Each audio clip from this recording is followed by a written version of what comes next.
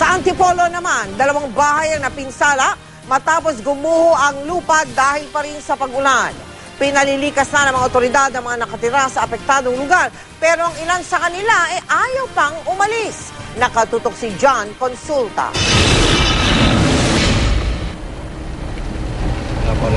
Kasama ang GMA News, tumulak ang Antipolo Rescue sa Sitio Taguisan 2, Barangay Mayamot, Antipolo City, kasunod ng report ng pagguho ng lupa. Sumalubong sa amin ang ilang tipak ng bato, nagibang pader at flooring ng bahay ni Marilu Madula. Inalalayan ng rescue team si Marilu para ligtas na makababa mula sa kanyang nasirang bahay. Baka matusok kayo nito, baka madulas kayo, matusok.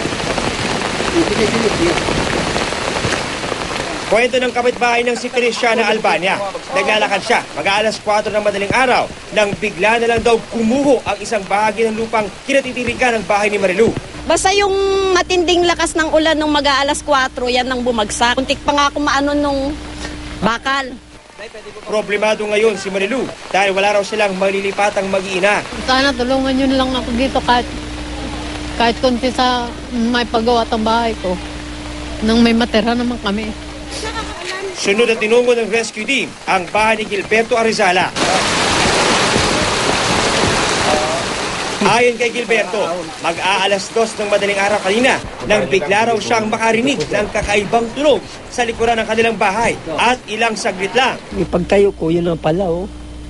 Pabagsak na pala po, eh. Mas pumasok na yung lupa po. Pumasok na sila, sabay-sabay na sila. May tubig po kasama? Mayroon po. Sa tindi ng pinsalang tinamo ng bahay na ito matapos ngang magiba itong lupa sa kanilang likuran at sa banta na rin ang patuloy na pag-uulan. Nagpayo na itong mga otoridad dito sa Antipolo Rizal para sa paglilikas ng mga tao na nakatira sa bahay na ito para makaiwas sa higit na mas malaking peligro.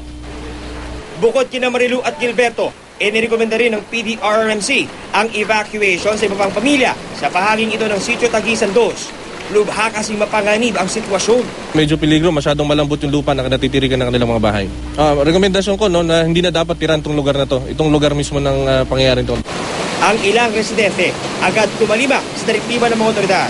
Better daw na lumikas muna kami kasi prone to landslide nga daw yung pwesto. Dapat naman din po kami sumunod kasi pamahala na po yung gusto umalis kami. Para sa amin din naman po yun. Pero si Gilberto, ayaw lisanin ang bahay na tinamaan ng landslide. Hirap. Ang hirap talaga isa, explain. Hirapan ko rito na binibinta ko pa sa mayari ng lupa dito. Gate ng PDRRMC, magsasagawa sila ng forced evacuation kapag patuloy nagmatigas ang mga residente. Mula rito sa Antipolo, John Consulta, nakatutok, 24 oras.